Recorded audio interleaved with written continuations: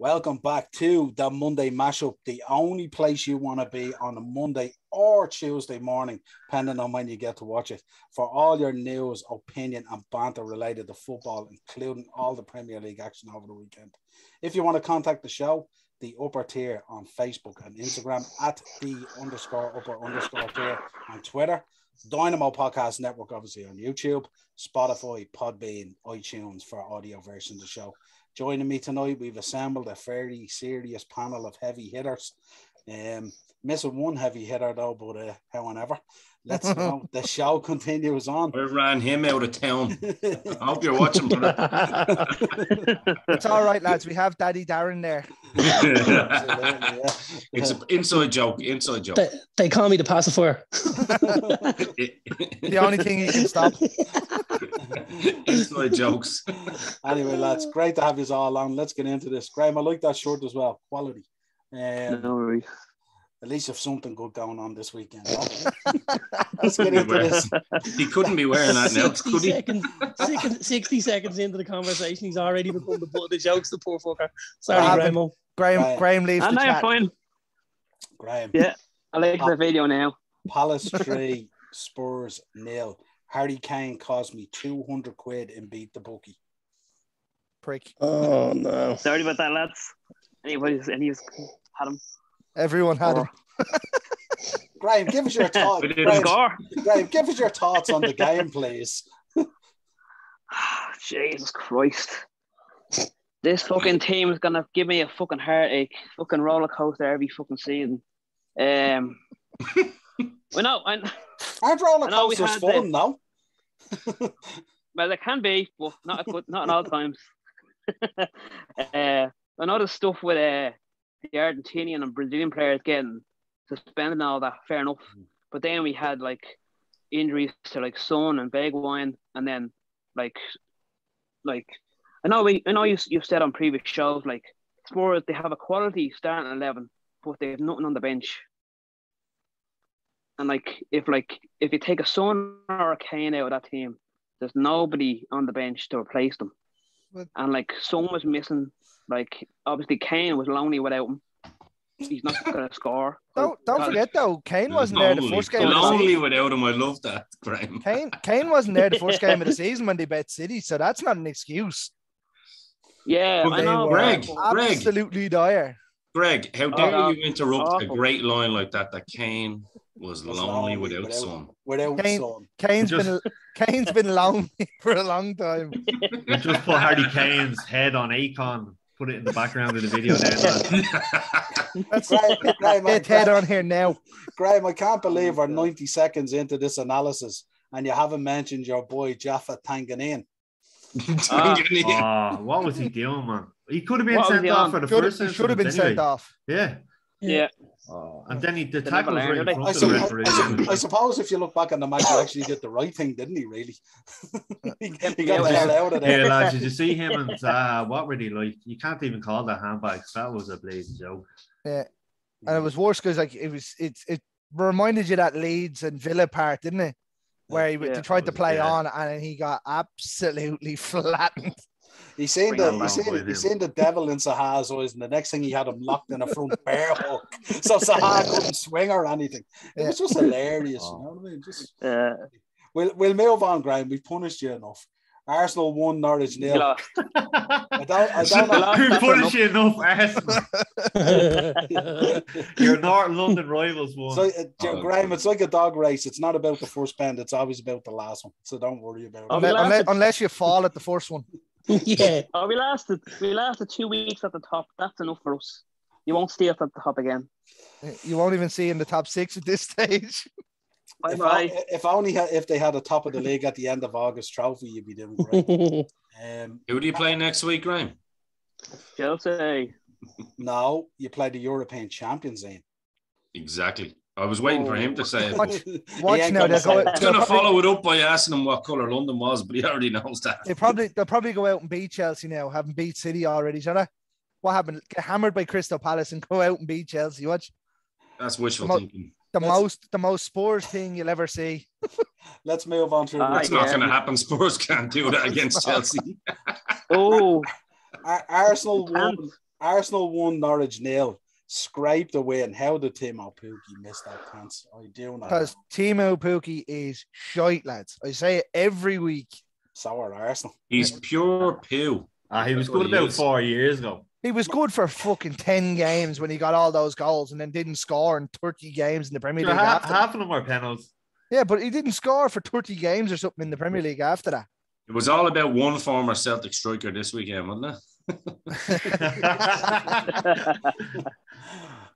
Mark, you might want to take this one. This is one that kind of would upset me and you, but also we wouldn't be too upset. Brentford versus Brighton 1-0, Trossard in the dying moments. Yeah.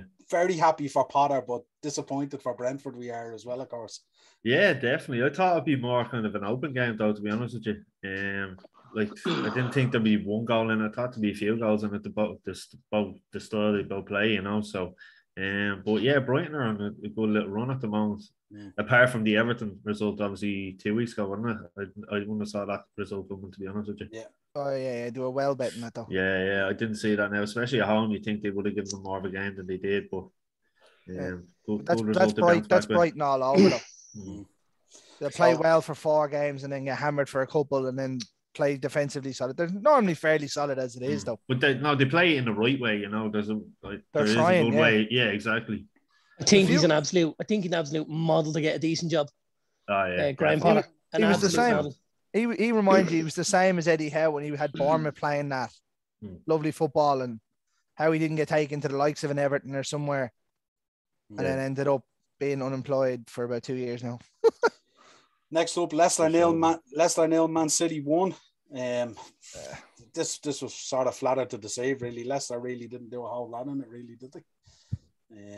I was watching the fantasy football points, and I was like, "Yeah, grand clean sheet for Schmeichel," and then it was just gone. I was like, balls. I'd see the way I rushed through most of these now to get to Man United 4, Newcastle 1. Mark. Yeah, the Portuguese maestro, Bruno, what a finish. What a penalty. What a penalty from 25 yards. That was unbelievable, that penalty. Top corner. Fantastic. You know, you couldn't have wrote the script any better, could you really? Ronaldo scoring 2. In fairness, Newcastle deserved the goal. I thought they caught us on the break very well that time, you know. It was probably the only way they were going to score was from a set piece or catching us on the break like that. But that goal that they did was split us open. I'd be worried about that. But you know, we've been like that before, and it was one of those things where we had to concede to wake us up, like, you know. Yeah, I get you. We needed a kick, give us a kick in the arse that we needed, and overall, I was happy with the performance, and it was obviously nice to see Lingard score near the end. And Martial's only, I would have given the assist for the little step over, you know. I'll tell you what, the more you watch that Lingard goal, the better it looks. Yeah. The little intricate play. No, I thought Pogba fucked it when he overhit his pass. Yeah. Did you see how desperate Van de Beek was to get the ball back when he was running into the box? Please give it to me, please. But now, all round, great performance. I don't know what the lads think, but obviously that one blip at conceding and you know, we looked wide open, but apart from that, I thought we did very well. I loved Ronaldo's run for that second goal. Like, I mean, yeah, you would say the keeper probably should have done better, but fuck it. 36. Like, absolutely should have. We're football fans first and foremost. So for me, even as a Chelsea man, it was kind of like, it's like I said on previous podcasts. It was like, you know, shows. It's like Henry going back to Arsenal. You wouldn't have really, like, even though you wouldn't have lost sleep about it, it would have been shit if he went somewhere like Tottenham or Chelsea or whatever. Do you know what I mean? For a year. Yeah. Same with Drogba going back to Chelsea, blah, blah, blah. You don't want to see them going anywhere else. And it's the same with Ronaldo. Like, you know what I mean? If he went to City, it would have been criminal. And I think kind of, you know, as much as I don't like it, it was, you know, it was great to see. And I mean, talk about a lad, I heard about he's lost his pace. He didn't fucking look like he lost his pace for that second goal. He's 36 years of age and top 20.02 miles an hour. Yeah. He reminded me of Niall Hogan running for the bar that break for the border at last orders there. Hit down, one thing in mind, that's it. The lights are flashing and he is gone. Niall Hogan these days running for opposition coaches. Or referees. Bang out the wall. Unbelievable. Let's move on. Southampton, West Ham 0-0, of course. Antonio sort of let the team down there at the weekend with the red card. Watford 0, Wolves 2. Wolves off to a winning start. Not too bad for them. Ted is well in this game now. Yeah. Did you see the goals though? An OG and the scrappiest of goals that you'd see. The second one. Every goal counts. Lads. I backed Wolves at the weekend, and I was seeing bits of it, and you were just like, Jesus Christ, man. Are they actually that bad going forward? Now I know I tipped them to go down. They're not going down. Ed has them in the top 3. They're We know what's happening there. They're not going down. They shouldn't go down, but their lack of goals is worrying, man, and the amount of chances that they're creating but missing. Like, it only takes one or two to go in, and the confidence comes back. And I don't know, though, man. I don't think there's enough of them there. And that are going to score goals. Zero options on the bench, I was about to say as well. Yeah, I don't think there's enough options. Like, I think at a push, like if Jimenez got 15, and if the boy Chang he got another 15, like that's 30 goals. I don't see a whole lot more coming there. You know, and that's is pony as well, lads. Well, his all-round play is unbelievable. When he gets within about 18 yards of the bleeding goal, that's when he starts to turn to rubber, like, you know, because up until he gets there, bad case of the curry leg. It's unbelievable. Like, he's absolutely upending lads everywhere on the pitch, going past them, shouldering them, nutmegging them, doing everything. He looks like fucking Diego Maradona. And he gets I think Tony Khan should sign him. He gets to the 18-yard line, and it's just like, I don't know whether he's looking to kick for a touch or something. He's fucking horrific, man. Yeah, you know, I tell you what, if he had any force kind of or any kind of good balls, he would have Wolves would have destroyed United a couple of weeks ago. Absolutely, yeah. Don't you 100%. Talk about his balls, Greg. You don't know what he's packing. I was gonna say, I'd say they're like 2 big bull balls. Now, for him to be able to run that fast, he's definitely been castrated. Running up the ring like one of those fucking sprinters in the Olympics. Going side to side. That lad is full of bull testosterone. Absolutely. Baby oil. Coming on the show talking about Adama Traore's balls, huh? Here's your thumbnail now. Chelsea 3, Aston Villa 0. Yeah, it was. I think we all probably expected a result similar to that. Good to see. I didn't. I thought it would have been a bit closer than that. I don't know why you did, but well, to be fair, it wasn't a 3-0 game. I called on the preview. I thought you were going to win by a good few. I thought it was going to be 3-1 now, but actually, if you look back as well, just me little referee, Matty Cash took 3 long throws, and his right foot was on the field of play. I picked that up. Yeah. Every single the first one that Thiago Silva blocked. That was pointed out to me as well. Mark, that's a good, just something simple as that. Like, do they be watching for that? Like, surely, if they had scored, they would have brought it back to the initial throw in, and they would have had to award you with a throw in. So they let it go just unless it, and then they'll pull it back if a goal is scored. If not, they'll just imagine that you score, celebrate. No, sorry, to throw the other way. away from home. Like. Mark goes into the changing room, opens up the envelope to see what's in it, and if it's 60 or 80 quid, he watches for everything. If it's 100, you don't get that. You don't get the latter in Greystone. So you want to make sure that you're getting both offers on the table first, though, just from both teams. You don't get to take both of them, though. Yeah. No, it was a good. Listen, fucking.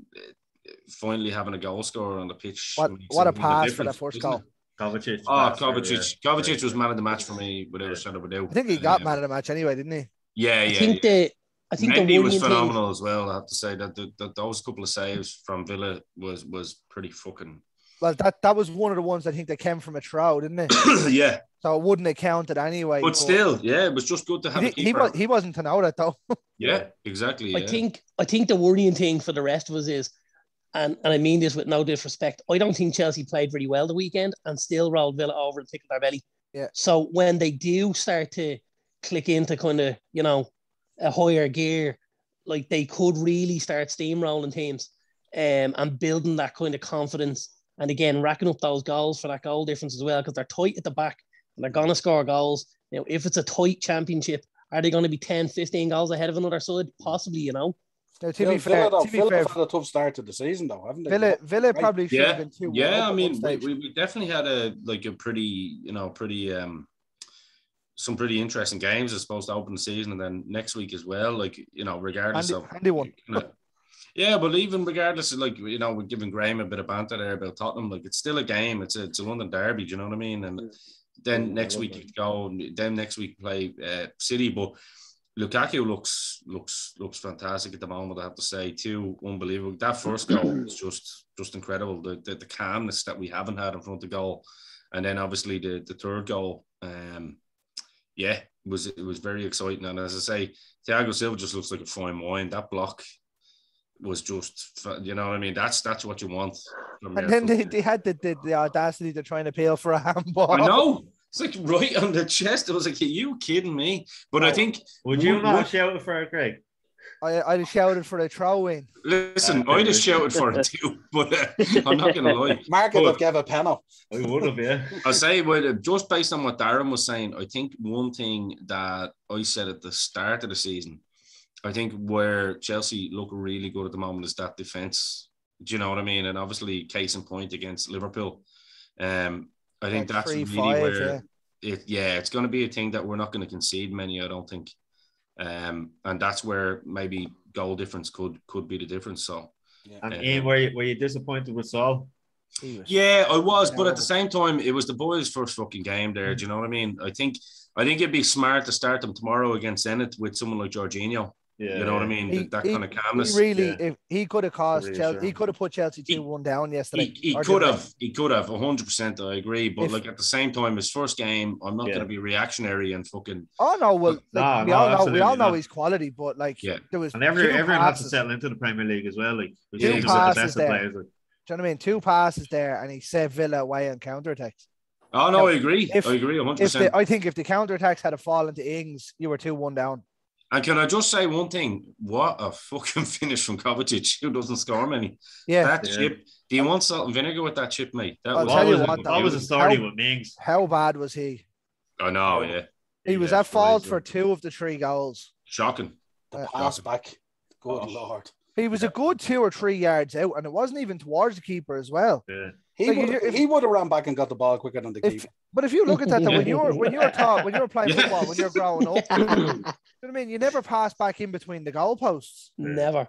Do you know what I mean? It was actually Sheffield United for you was it Kurt Zouma or something like that last season? Yeah, exact same thing. Just I hate something stupid like that. Do you know what I mean? I know we all that killed the game. But, that was it. Like, but anyway, good win, Noel. Absolutely. Let's move on. Leeds 0, Liverpool 3. I'll probably take this one.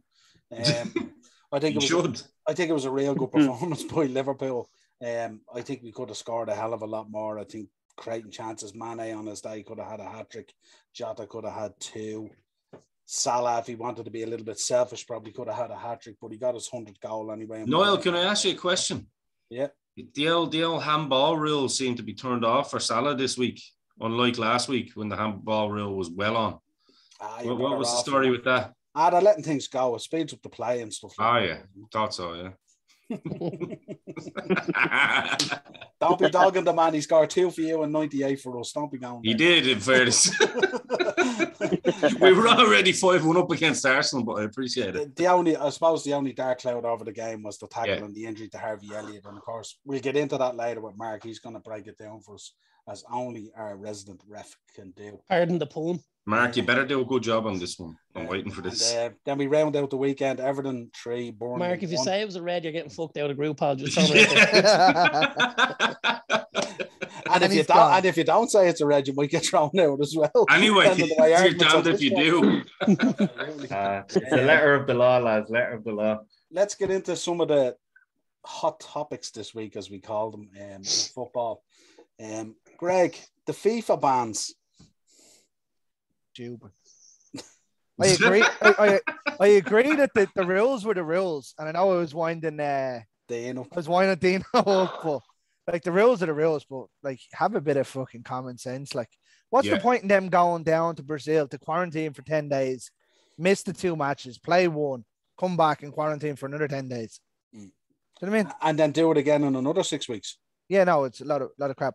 Yeah. But like the Argentinian players, so Romero and was it Lo Celso? Yeah. They were right to banned. And Martinez as well, the Aston Villa keeper. they were right to be banned to uphold that ban. What did you make of them giving Richarlison a boy because he played in the Olympics? He didn't get called up though, did he? Yeah, but still they were. He got called to the provisional squad, was it? Yes, he got called to the provisional squad, and then he opted out, and then they said that's okay because you played in the Olympics. Yeah, I think everyone that got in that Olympic team had the option to opt yeah, out. there was an agreement made that if they played in the Olympics, they were going to be waived for the next couple of games. So this is my problem then. So it's all being politicized again, just like COVID in general. It's just being politicized. Do you know what I mean? Like realistically, if it's fucking what we know it is, then it should be just one rule and that's it, right? Yeah. Just one rule. The only shining light you can take from it, lads, is it didn't affect Crystal Palace beating Spurs on Saturday morning. Yeah, true. That's, do you know what I mean? Are you wait there, Graham? Are you with us, Graham? He's hanging no in comments. No comments. Tanganyika sensation still could have fucking. Oh yeah. Like, it wasn't even just the Brazil and Argentina players, was it? Jimenez didn't go for Mexico, and a couple others didn't, and they weren't getting banned. So I think that's why it was let go. Nah, I think it was let go because a lot of the top managers came out and spoke out against it. The clubs were in uproar about it and said, "Forget this, it ain't happening." Well, there's that too. You know what I mean? And if they're going to go to war with the clubs, then the clubs are just going to instruct the players to go and strike and give them the two fingers. Because that's where they're paid. You know what I mean? It's not the same. It's not the same way anymore. Do you remember back in the day in the 90s when we were watching like the World Cups and all, and like when you're a kid, you think like international football is the be all and end all.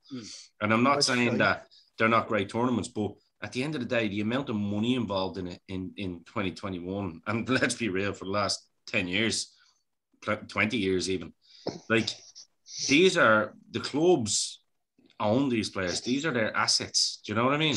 So rightly so, they want to protect their assets. Yeah. Especially in a situation like that where you're going into a red zone. You know what I mean? Noel, does it not prove, actually, lads, here's a question. Does it not prove that this whole bollocks of international fucking break 3 weeks into a season shouldn't be the case anymore? We need to end that. And especially on a COVID year, like. Well, they're meant to be. They're trying to get the World Cup every 2 years, so that's going to be more qualifications then in September and all. That would be an absolute nightmare if it happens. Yeah, a nightmare. World Cup Euro. Yeah, and it would also devalue the competition. You know, it would, for me. It would devalue the competition. Every 4 years makes more sense, doesn't it? Yeah. Well, I mean, it's in between Copa America and European Championship cycles. Exactly, yeah. So it works on rotation. Whereas if you're going every 2 years in a World Cup, that's where FIFA are literally just milking the absolute shit out of this and are getting Coca-Cola and fucking everyone else to bend over and take it up the absolute Jackson. Also, the boys can sit in fucking Switzerland and sit in their fat fucking holes wearing their fucking Armani suits, share of wankers. Take that. Why are you bringing Coca-Cola into it? Aaron, tell us how you're Portuguese lad, would it? Why didn't you blame Heineken Zero? It's all anyway. I laughed at Klopp's reaction to it. Last week he was getting photographs and getting awards off Wenger at the AXA training centre, and this week he came out and he said, "What are you talking about a World Cup every 2 years? It's absolute greed and nonsense. Go away with that Wenger. Let it go off." You know? What I think you'll see as well is if it goes to a World Cup every 2 years, you'll see more players having heart attacks and fucking whatnot. Yeah. I mean, they're training top level every day for whatever. You still need a break. That's a good point. You're actually going to see a lot of international footballers retiring from international football a lot younger. Earlier. We expect them to be like FIFA players on a computer game. Do you know what I mean? But they are young ones. Greg, that's a great point that Greg made. Like, you can be overworked because the level of. I was reading a thing recently about, to steal Darren's line, the boy Mason Mount, talking about how he never went to parties at all, ever. Do you know what I mean? Because the level you're seems a boring fucker, all right, yeah. Yeah, well, but that's the commitment they make to playing a crowd, and you know what I mean. It's these lads aren't normal fucking people. Like, they are literally robots. The expectation is climbing all the time. It's ridiculous. Yeah. Darren, one for you. Pogba close to re-signing due to Ronaldo's return, apparently. Fickle bastard. Yeah, doesn't shock me, if I'm honest, man. The amount of attention obviously has been brought to the club, and you know, I think he sees now that we're possibly on track to do something again, and he's probably looking around. He's probably going, right, well, where's the possibilities for me to go? I could go to Madrid, but Madrid are in the absolute doldrums. Yeah, they beat fucking whoever it was last night 4-2, Celta Vigo, but that Madrid team is a very poor team. Can I just add as well on Twitter? I don't know. Can you confirm this or not? Ronaldo signed for Man United. Apparently on Twitter. I haven't heard that. According to Man United, Ronaldo signed. Rumor has it. Ronaldo. Rumor has it. Harry Kane signed. Did you see the Paddy He hasn't Power been playing one? for Spurs. Did you see the Paddy Power one today? Even Ronaldo saying, "Lads, fuck up." It was mad. Even on Saturday when they were going around talking about all the different games, it just kept on going back to Ronaldo, back to Ronaldo, back to Ronaldo. It was brilliant. It was it was like when you was re-signed Robbie Fowler. Do you not remember that? No. Briefly. It's kind of similar to when Michael Owens. Oh no, he didn't go back. Sorry. No. Sorry. Thank God. I'm not surprised, Noel, but and to be honest with you, it'd be great for us, you know. I know he's a polarizing kind of figure for United fans, but we're a better team with Paul Pogba in it, and that's just. I don't think we can argue with that, you know. I think when I want to keep him now. You just need to get the commitment out of him. When I read it today, I was thinking, there's Ronaldo after coming back, an absolute flurry in the media, returning and all, scores 2 goals, absolutely brilliant.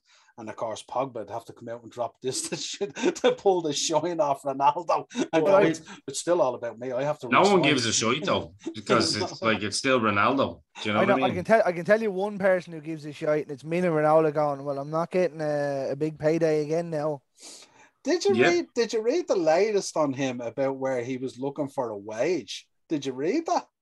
No. Apparently in the contract, the Erling Haaland contract, on top of the 10 or the 20 million. 10 million, yeah. He also wants to be paid a monthly wage from the club. He wants to on the club's books. I don't think you're fucked. That little wanker needs to be got rid of football. He is. You know what? I hope everything that's wrong with football.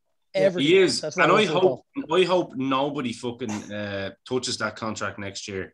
And you know what? I hope the boy is sitting on the sidelines for a year until he sacks him and realizes this lad isn't good for your career. You may no one will touch him, and then Chelsea will come in and get him on that Saul Niguez good loan deal or something. Yes.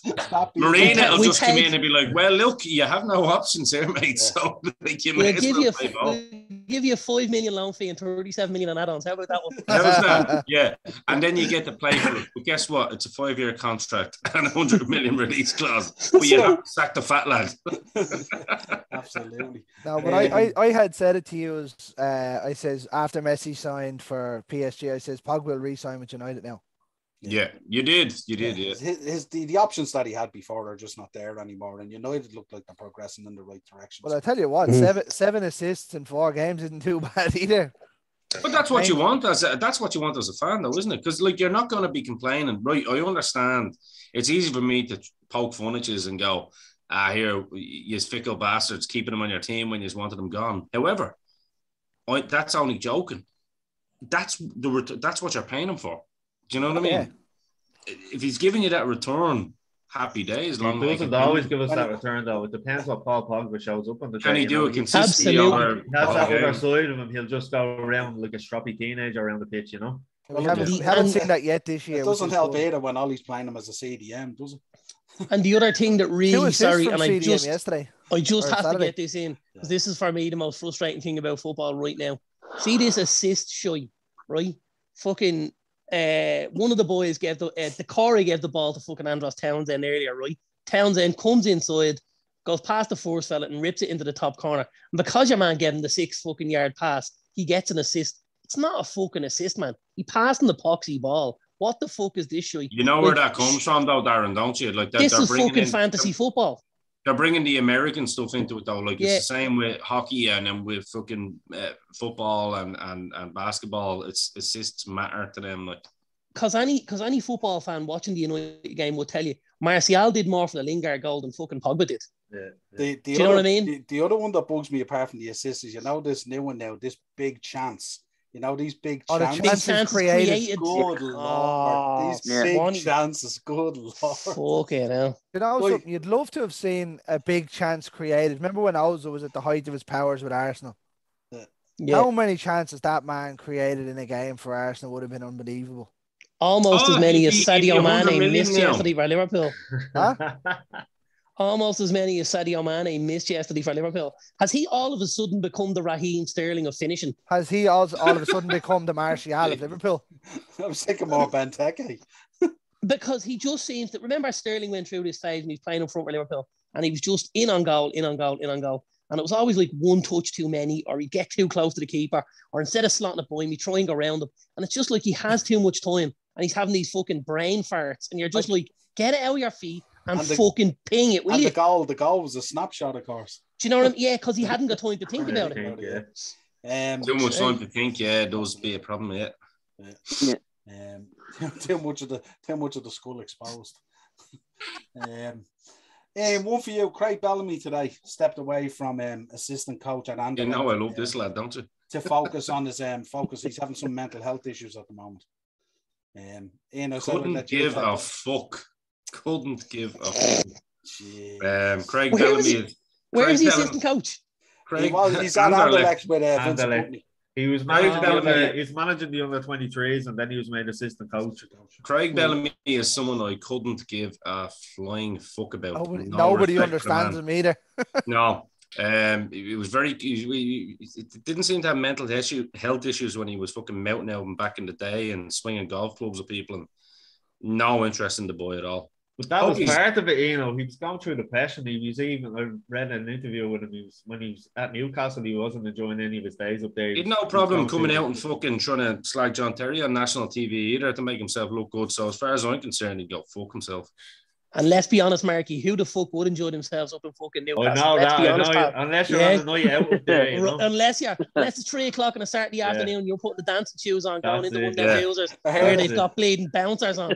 Listen, we'll say on the serious as a human, from a human level, yeah, of course, I wish him well, of course that. But you know what I mean? I don't want that and fucking bad to happen to him. But like, let's be fair, I just don't give. I don't care. Well, here's one you will enjoy. Then we'll move on from that one. I thought you would have been a little bit more sympathetic, but hang on. No, I'm not here to fucking tickle egos. No, he's just not relevant anymore, is he? No, was he ever really? What I mean? Well, there you go, Noel, it doesn't look like I'm the only one that's lacking. Noel's trying to bring up you're all very harsh, aren't you? All very harsh. No, I don't look like the only one lacking empathy here. My two United brothers are with me. Me trying to raise mental health awareness here, and everyone just has me the fuck off. That's been raised a long time ago. I don't think Bellamy's gonna. Mental health matters, lads. I don't think I'm feeling too well. Craig Bellamy's a wanker. Noel, you're catching in. Jose Mourinho, 1,000 games, 639 wins, 25 major trophies. What about that run up the line again? I fucking loved it. You know what? It's great to see Jose smile again and be in a place where there's not that level of pressure. Would you take him back? No, not now. Imagine him coming back. You could just see Lukaku going, get me that cake now. Jose back and Craig Bellamy as his assistant.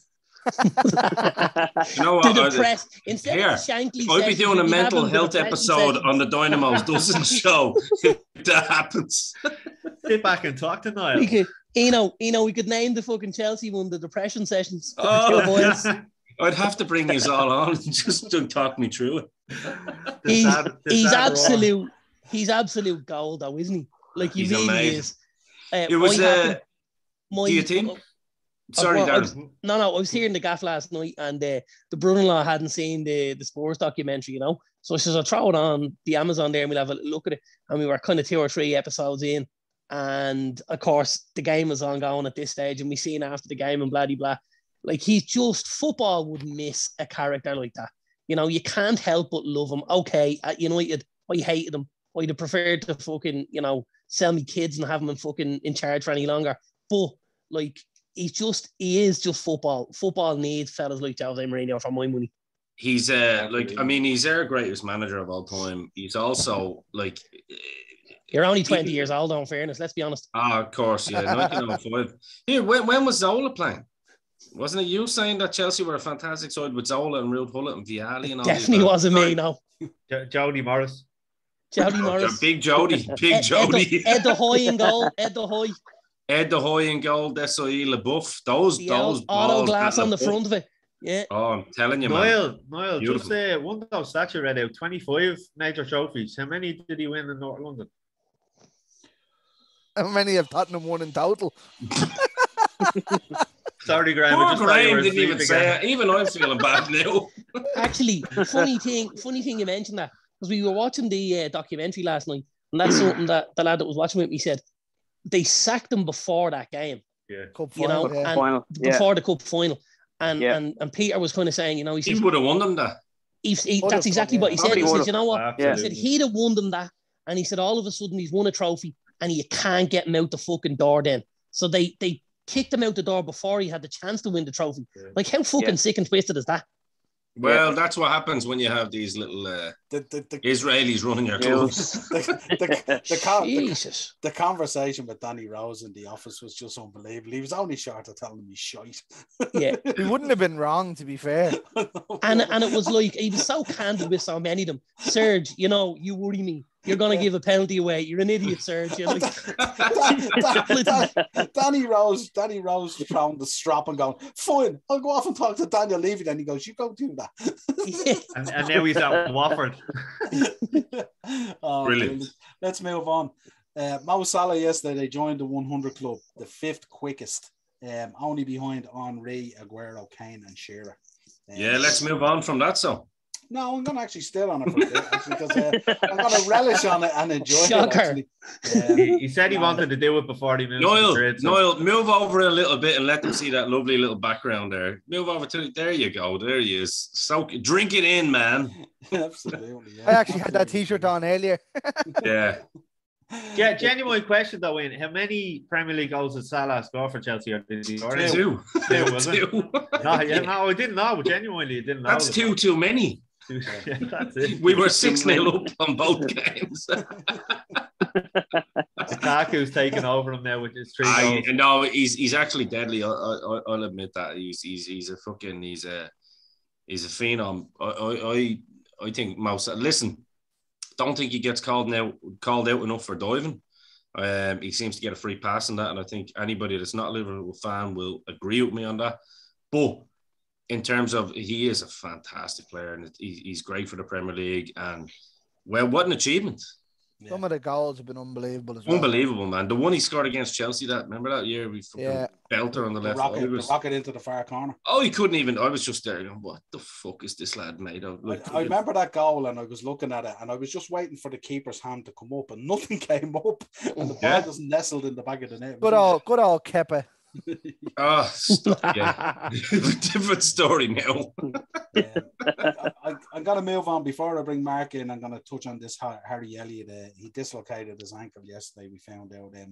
Obviously not as bad as what we originally thought. We thought the whole ankle had been smashed. And it was horrible looking. I thought his shin and his ankle and all had gone. Yeah, it was horrible looking. He sent out a touching message today, thanking all the fans on Ellen Road yesterday. He appreciated the messages and the ovation and stuff like that. But there was a section of the fan base there at Ellen Road yesterday who were chanting "always the victim" as he was being stretchered off. Of course there was. With oxygen in his mouth and his ankle smashed. And I was just thinking, lads, please find a different sport to follow. So here's the question. Why would that shock you? They're absolute degenerate, inbred, scumbag wankers. Yeah. Almost as bad as Millwall fans, really. Well, listen. You know what? I think I'd have a Millwall fan quicker than I've had a Leeds fan. Being a Chelsea fan, I've always said it. Dirty fucking Leeds. Yeah, they're absolute degenerates. I told you the story before about the Leeds fans wrecking their own McDonald's because they had red flags on it one day. The day they were playing United. And they destroyed their own McDonald's because of the red flag. Like, absolute clown. What the fuck did Ronald ever do on anyone? Like, come on, fuck's sake. He fucked up. Always the fucking victims. And now we have his new shirt. No, it's yes, that was. I heard that. I was watching the video and you could hear it in the background. I was like, that's bad out. Listen, it's all well and good us having banter and saying Liverpool always the victims and all, blah blah blah. But there's a time and a fucking place. Not when someone's leg is fucking for snapped banter, and not only that, a fucking lad who's just turned 18, like, you know what I mean? What I found worse about it was like when the tackle went in, he tried to stand up. Yeah. I was like, oh, he's gonna make it worse. And not only that, the kid couldn't have got worse. Good, you know. Well, it doesn't matter whether the kid looks good or bad. You know what I mean? That's irrelevant. I don't want to see an injury like that. No, that was his adrenaline. I think it's just his momentum thinking. Yeah. You know, Let's get on to the tackle. Mark, you take us through the tackle. Yeah, well, like Pascal is obviously it is a tackle from behind, but he's making a genuine attempt to win the ball, which he actually does. But it's the momentum of his right knee connects with Harvey Elliott's ankle. Well, it's like he rolls him up or something, doesn't it? Yeah. They got tangled. Yeah. Exactly. To me, it's non-deliberate, but the letters of the law state that Pascal has endangered the safety of an opponent, which by the letters of the law is a straight red card. It doesn't matter if it's deliberate or non-deliberate; it's still a straight red card. That's in a way that's kind of a stupid rule. I know he broke his absolutely. Leg. I understand. If he didn't break his leg there, right? He probably gets booked for stopping a break, right? Yeah. Or he gets up on the referee. But Greg, if you look back, Craig Pawson doesn't even blow for a free kick. He's letting the play go on. It's only when he sees Mo Salah's reaction. I'll tell you what, though, fair play to Salah and the medical staff because they were on before the referee. Liverpool and his medical staff, absolutely, fair play to them. Like, but there was a tackle after in the left-hand corner on Mane. Exactly, it just shows you the fine lines and margins between what is deemed a reckless or endangering tackle to a proper tackle. You know, that's a boy. Do you know what was worse? I think what made it worse was that Elliott was still running forward. If he had been planted, I don't think his leg breaks. You know what I mean? I think if the tackle comes in from the back, he was still in stride. Yeah. And it's destroyed. His plant leg was behind him. It's just one of those unfortunate incidents that, no player ever goes out on the field to harm another player. Well, Mark, the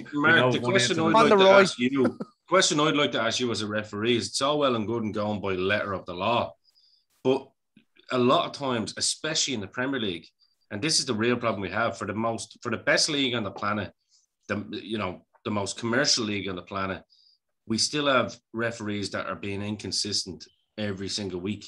So it's all right one week going letter of the law, we're following it, but next week we're not going to. I mean, I know where you're coming from, but in an incident like yesterday, like that's kind of a 1 in a million incident. We very rarely seen it. I know Gomez for Everton, and obviously remember Bust commentary against United in the 90s and stuff like that. For me, as a referee, and you see these incidents, like I've had a lad that broke his leg in the pitch, I've had a lad that broke his arm up in Phoenix and all, and you see the person that's actually caused the incident to happen. They're actually in shock themselves. They don't mean it to happen. But at the end of the day, Craig Pawson still has a decision to be made. He has an assessor out there watching him yesterday from the Premier League. He has to go by the letter of the law. In other instances, it's in the opinion of the referee. But in that instance right there, you have to say that he was, the player was endangered, and hence the that red card. But then the other player, but then the next player, like as Gary Neville said on commentary, there's a similar incident then after. That's endangering the player too, but he didn't break his leg. So what are you doing then? When is there ever tackles that don't necessarily endanger people? Yeah. Do you know what I mean? It's the impact of the injury as well. They take into so it's reactionary then. It's not necessarily that's you're right. Yeah. That's where the problem is. It is, But, and like I said, it's just one of those things that it's like people, we're all different. Each referee is going to see something differently. Hence the reason they brought VAR in and stuff like that, which will, that's another day's mashup talk. Yeah. But like Pawson himself, he's probably in shock because when you're on the pitch, you hear that. You're going to hear that crackling, and he's obviously seeing Mo Salah's reaction as well. But like I said, he is endangering the safety of opponents. He's broken his ankle or dislocated his ankle or whatever it is, so he had to give him a straight red card. It has to be a straight red for every challenge like that. Well, then, no, but like, there's one for you, right? If he's running forward like he was, right, and what's your man, Pascal or whatever his name is, just clipped his 2 ankles together and he breaks it that way, is he going to be sent off for that? Again, he's in danger of the safety of opponents. But you know what I mean? All you're talking about is, no, I'm not saying him sliding in. I'm saying him running behind him, just clipping his 2 ankles together. That's just an ankle all tap. The time. Yeah. So you're getting sent off. So it's reactionary sending off. Yeah, that's what it is. You haven't endangered an opponent. You've endangered the safety of the opponent. So it has to be straight. That's the letter of the law. Obviously, when I'm out in, say, Brickfields or St. Anne's Park, you use common sense. Do you know what I mean? Yeah, no, I get you. You're not wrong in what you're saying there, Mark. So then that's just an unlucky red card then. That he was unlucky the kid broke his leg. If he doesn't break his leg, he's, you know what I mean? Yeah, no, if he doesn't break his leg, if he doesn't break his leg, the referee could have given him a free kick and a yellow card, and no one would have batted an eyelid, like, you know. So can he get that red card overturned then? Leeds can appeal it, yeah. They can appeal it. Will it be overturned? Most likely not. It depends who's on the panel, the 3-man panel that will. Do you know what I mean? Looking at it wasn't a bad tackle. No, it wasn't. And like I said, he made a genuine attempt to win the ball, and he does actually win the ball. It's just the momentum of the carries him movement. through. Yeah, and it's his right knee that makes contact with Harvey Elliott's ankle. And we just wish him a speedy recovery, because from a Liverpool point of view, I know he didn't make much signings over the summer, but he would have felt like a new signing coming into the team the way he was, like, you know. Were they short on a few quid in the summer or what? No, we plenty of money, just didn't want to spend it. Can I ask a question, actually, Mark, while we're on that subject? And it's not to be a curveball or anything, it's just more so to get your perspective on it. You know, like games, say a player's on a yellow card, right? And we see it all the time. I'm not just saying Liverpool yesterday, to tease you. Like, no. When you see like a blatant like handball, the way we did with Liverpool like that, and the referee is just completely ignored it, not even willing to look at it, and the opposition are going, what the fuck? Those are the sort of decisions that we brought the likes of VAR in for. Yeah. To go. You're right. And in that instance yesterday, it's obvious whoever was in Stockley Park agreed with Craig Postle's decision to let the game go. But he's seen so is that then biased towards one team? It's just, again, it's the because letter of the law. Yeah, no, I know exactly, but like I always bring up as well, it's the opinion of the referee. So it's a personality thing. You know, us 6 people here, we could be in Stockley Park and see that decision. 3 of us will say it's a definite handball. Others might say, no, he was unlucky. It wasn't an intentional handball. You know. It's just fair enough. I know it's frustrating because I'm a football fan as well, but I know it makes sense though. It makes sense. I'm not calling for players to be sent off or that. I'd like to see some more consistency from the VAR perspective. I understand that the referee has a quick judgment call to make. You know what I mean? So I'm not blaming the ref on influencing a game or anything like that. I don't think the referee influenced the game yesterday at all. You know what I mean? I look at it's like we had last week. I wasn't on for it. Like when I see Reece James and the ball hitting the knee and then going up onto the hand, and then that referee just literally looks at a still on VAR of the ball hitting the hand and not the full context. Yeah, we said that last week. Yeah, and I think a referee should have to come out and explain that decision. Do you know what I mean? Well, I said it last for that incident last week. In part of being a referee is selling your decision. So, you know, he should have went over there and spent at least 2 minutes at the screen. And then you come back on, you think, right, fair enough, he's had a proper look at that. He, you know, in his mind, instead of he just must going have over seen it, looking and he's not convincing anyone, you know. He never even made it to the screen. No, that's the thing. Remember we talked about that. He hasn't sold the decision, so that's half the battle when you're a referee is selling your actual decision. You know? It was his approach that incensed the players more than anything. Actually, that's all it was, Noel. That's all it was. It wasn't anything to do with, you know, whether it's a Chelsea thing or it's not. Like, I mean, if I had no fucking dollar on the pony yesterday when it came to watching the match again, with Leeds like and Liverpool. A referee would walk to the screen and look at it for 2 minutes. You know, Michael Oliver, if I had been him, he probably would have went over and looked at the screen. Just, I'm not saying definitely, but for instance, he would have. It just, again, it's a personality thing. Yeah. Everyone's different, you know. It's a nice. It was nice to hear you talking about that, though. I knew exactly what he was doing. I could see why a red was given yesterday, but also I think it wasn't a red card. But I also, it's nice to Oh, like I said, it was just an unfortunate incident. It was.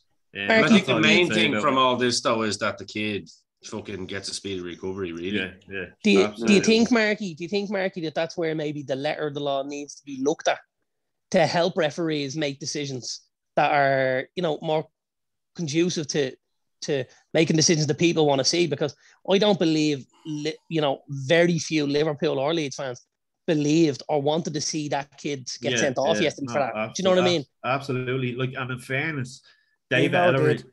What's it? Dino did. Yeah, well, I think the problem with it, Darren, really is if you can't write, you can't write a rule for every single situation. You can't take the whole human element out of it totally. Otherwise, then we don't need a ref. FAR can just call it on. And that's probably what I'm saying. I'd like to see it more left to the referee and make a judgment call as opposed to them hammering it into it hammering it into the book there, and then you have to use that rule. Well, you see, that's what we had before VAR. And look at how bad that was. But David Ellery has come in and David Ellery took over as head of referee of in 2017, and since he's been introduced, he's brought in 173 new laws. Now, before that, there'd only been, I think there was about 260 odd laws of the game, and since he's come in 2017, he's introduced 173, which is a lot. Skill teacher, doesn't shock me. That's it. Fucking anal. A lot absolutely of people, anal. But Darren, from your point, a lot of people are saying he's bringing the laws in, in certain places that don't need to be amended. That's a way. And not only that, he amended the handball rule and then went back and changed it. So that's what you're up against as well, And that again is reactionary, like what Ian was saying earlier. Yeah. He changed the rule.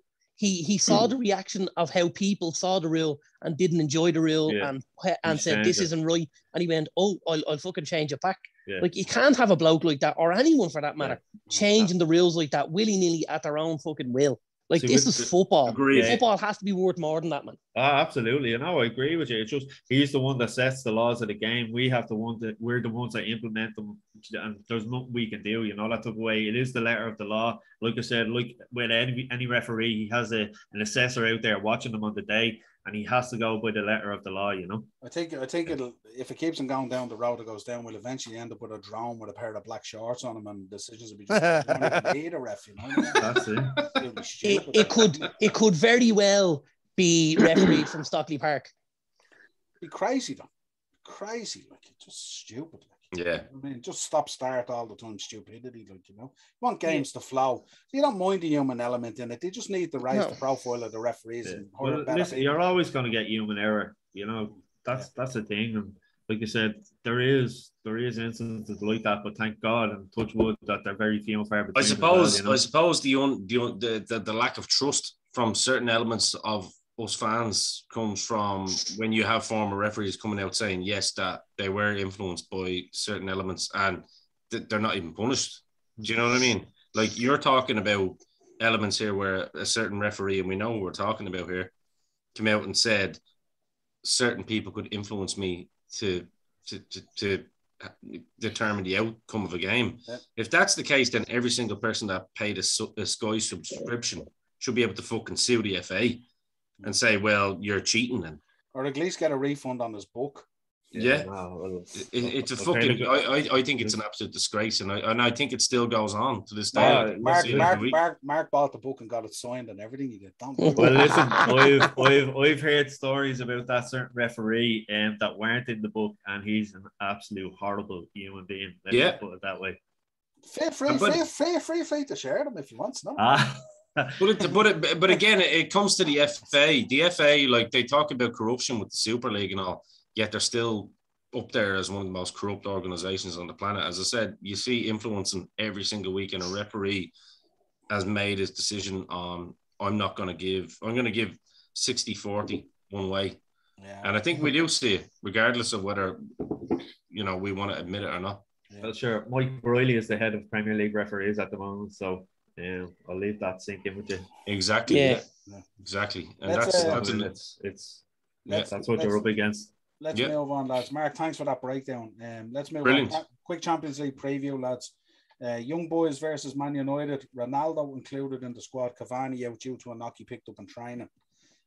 My Man United man on here. What's you think? This should be an easy. Men versus boys. Yeah. You think that though, but lads, remember last season, like I said, going to Istanbul, the result we got over there, and you were thinking that we'd whack them out, but like, you know. Yeah, but the problem was Solskjaer went in there thinking that, and he just set them off and said, "Oh, just go out and win, lads. It's grand." Like, well, don't get me wrong. Istanbul's only reserved for one English team, though, isn't that right? No, that's correct. They should have had enough to beat that Istanbul Başakşehir team last year, and they showed them when they beat them in the next game. Yeah. So we start with I think he'll give Ronaldo about 60 minutes, and he'll bring Jimmy Savile on to finish the Young Boys. Prince Andrew's on the way. Jesus Christ! Edit that out, Noel. Edit that out. I think you give Ronaldo about 6 minutes and you'd be fucking you up. No, I don't. I can't see much coming from Jeffrey. Get the plane. Oh Jesus! Where's Prince Andrew? Anyway. Ian, Chelsea versus St. Petersburg. I gotta move on from this. Chelsea. Yeah, I'm glad you moved on from Chelsea versus Zenit. Ian Pulisic is out, Kante is out, and Saul is available after a tough debut. But as you said, you think you'll put him back in again? Yeah, I'd say you put him in there with Jorginho. To be honest with you, Jorginho will be kind of savvy enough to kind of stay and do the dirtier work that he does. I'll tell you what, if I was Kovacic, I'd be really pissed off getting dropped. Oh no, I'd say he'll go with the 3. You think so? Yeah, I think so. I wouldn't even think you'd need to go with 3 against Zenit. Really slow centre forward. Not really going to offer a whole lot either, I don't think. Yeah, he might not. I just can't see Sol getting a game against Spurs. Spurs, but I do, anyone could play against Spurs. Bray Wonders debate Spurs at this stage. That's true enough. Yeah, true. No, but I think he might. Graham hasn't said that in a while. He's just like, yeah. I think he might want Sol to play his way out of that. But yeah, I think he might rest Lukaku for the weekend as well. Can I ask you a question about our game? Why is it a 5:45 kickoff? Is that what they're going ahead with this season? No, because the boys have to be in bed by 9 o'clock. They've got school the next day.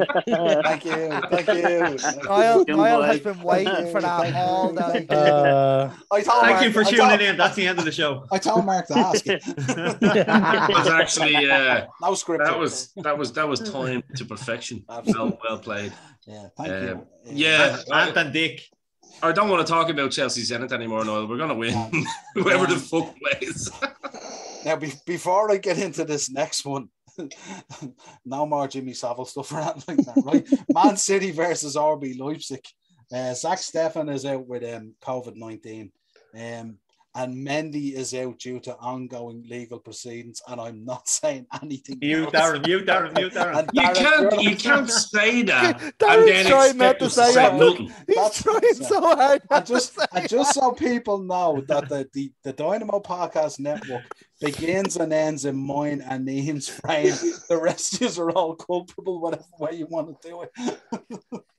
Please don't say that. So Darren, you're not allowed saying in this show. Darren's frozen there, is he? Darren, I'm not going to mute you. Go on. Just if you need to say. Oh, listen, man. What else could you say? Do you know what I mean? I think the boys did a good enough job on the gaff. Hopefully, they go back and finish the fucking job. How do you see the game going, Darren? We called it Man City. Leipzig are very poor at the minute, man. The whole the whole being a selling club is catching up with them at this stage, isn't it? And obviously they've lost their jewel in the crown, which was Nagelsmann. So yeah, this is gonna be easy money for City, if you ask me. I'd say they'll 3 or 4-0, to be honest with you. Yeah, absolutely. I think a little brace from Ferran Torres. I'm starting to take a little bit of a shine to young Ferran there. I think he's a good little footballer, I have to say. You don't want to be saying that when we're talking about Man City. No, you bring up Jimmy Savile now. You're taking a shot at the young lads. Let's move on swiftly. Next week, Darren Lloyd from the jail cell. I'll be ringing you tomorrow saying we've signed our own Netflix documentary, lads. We'll be getting all sorts of phone calls tomorrow. Liverpool versus AC Milan on Wednesday. A bit of a rivalry rekindled. Ian, I heard your man Hernan Crespo coming out saying that they owe us one. Yeah, I see this as an easy win for AC Milan, to be honest. Yeah. Yeah. Big Zlatan up front. Big Zlatan and Giroud. Is that not like the most handsome bleeding strike force you ever seen? You're like Zlatan and fucking Giroud, the two boys up there. Hang on a minute, like Darren. Pipe down there now, right? You go back to Ferran Torres there, which are loving with young lads. leave the attractiveness to the old men. Darren, you're going to have to decide which demographic you're interested in. Because if you're putting Zlatan in the handsome category as fucking Giroud, you're shit out of luck. Every hall's a goal, lads. They all count. Blessed are the big noses. Would you stop? Bit of team news. Harvey Elliott obviously out. Firmino out with a hamstring. Minamino out with a thigh injury. And Neco Williams out with an ankle injury. So squad. Zlatan all in. The injuries are starting to pile up already. Oh, they are indeed, yeah. But Davis give an abundance of centre halves there, though. We do actually. I'm looking forward actually to seeing Matip and Van Dijk against Zlatan and Giroud. That should be an interesting. That's going to be interesting, yeah. And then of course you have the boy Tomori at the back, who's fucking absolutely killing it with AC Milan at the moment. Just saying. He really is, though. He is. That's not even a lie. He's actually he's playing fantastic. Yeah. I did the preview with Noel the other night and I bigged him up. I think it was a strange sale. I know he's looking to get rid of a couple of players and raise some funds and stuff, but Jesus, I thought he could have been one he's kept now, I have to say. Getting rid of the English lads to her. Me too. It was Lampard that got rid of him, actually. Believe it or not. Yeah, he was the one that fucking. He was like pretty much player of the season for them since he went over there, man. Yeah, he's been very good. So it'll be interesting. I know there is a boy back in there as well. So Marina always does that. Marina, she's a diamond. I'm telling you, going for the reach around, was she? Oh, you wouldn't have to reach far, man. No, I'm actually. I think this is the game this is the toy of the whole round. To be honest with you, I'm interested. It's the group of the Champions League as well. Yeah, and it's nice to see, like, fucking, you know what I mean. You want to see those big kind of clubs play games like that, and even in the early rounds, even if it is just early on, because this sets the tempo. You know what I mean? If you get an AC Milan win here for anyone other than Noel, it's like, and I'm not being a dick. I'm just saying it really does make it very, very interesting. Who are Spurs playing? Sorry, they're in the Milk Cup. Yeah. Up in Belfast. They're playing Wayside Celtic away in Enniskerry. Playing cold rain. In the cold rain. Yeah, well, Poor Graham hasn't said that in about half an hour. He's just been verbally abused. Darren, you should close the show out. What do you want me to close it out? Darren closed the show out about 10 minutes ago. just hear Jim will fix it music now playing. I'm gonna pull the shutters down, Pat, and drop the fucking mic and all. Just saying, because it might be the last matchup we ever have. So just the camera's gonna pan out now, and Darren's gonna be sitting in that loudest position like CM Punk. Yeah, 2 X's drawn on the back of his hands. With his little fucking Air Jordans on and his black and gold. Except it won't be CM Punk. Darren's likely to be. Remember, Paul Nicholson done it in the darts. Darren already bought Adam Cole's fucking new Nikes online. He has them. They're on his feet in his boxers. No fucking way, man. When you leave the big leaves, there's only one place to go, and that's down, pal. Yeah, absolutely. Oh, Jesus. Just a little bit of housekeeping, lads. I'll be over in Liverpool on Wednesday, so we'll be dropping some Shankly Sessions episodes while I'm over there. I'm sure Moshe on here won't want to watch them, but sure, now and ever. I think we should bombard him with dick pics while he's there. Yeah. Of Torres. Torrens. If we can get everyone in North Dublin to send dick pics to 08. You'll be getting my reaction once Salah bangs in a hat trick. Don't worry about that. Look out for the guy with the big belly who looks like a Geordie fan. I won't have a top on me. doing the Southampton dance. Remember your man.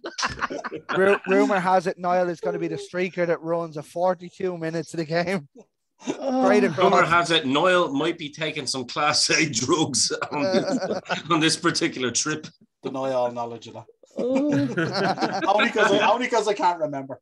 It's a pleasure having you all on again. We love these Monday mashups. The banter just be absolutely rife. Darren, you're not invited on anymore. That's it. and if you want to contact Darren, his legal team can be found. Yeah. So basically, that's what we've done here. Is we've lost Darren. He's got his legal team are belt makers over in Pakistan, and you can contact them. They're the ones with all the gold. Graham won't be back either. His legal team is getting bigger by the week, lads. I'm gonna have a GoFundMe up soon for this shit. Darren has lost his freedom. Graham has lost his voice. If you What want, else do we need? And Spurs have lost again. Yeah. Darren, Graham, don't mind him. If you want to contact the show, the upper tier on Facebook and Instagram. If you want to contact Darren, he's on Hotmail and also in the dark web, and he accepts Bitcoin as a currency. He does. Audio versions of the show on Spotify and videos, of course, on the Dynamo Podcast Network on YouTube. Pleasure. I'm worn out and I haven't even started traveling yet to Liverpool. Oh, Jesus. Till next week, man. A pleasure as always. Cheers. Oh, lad.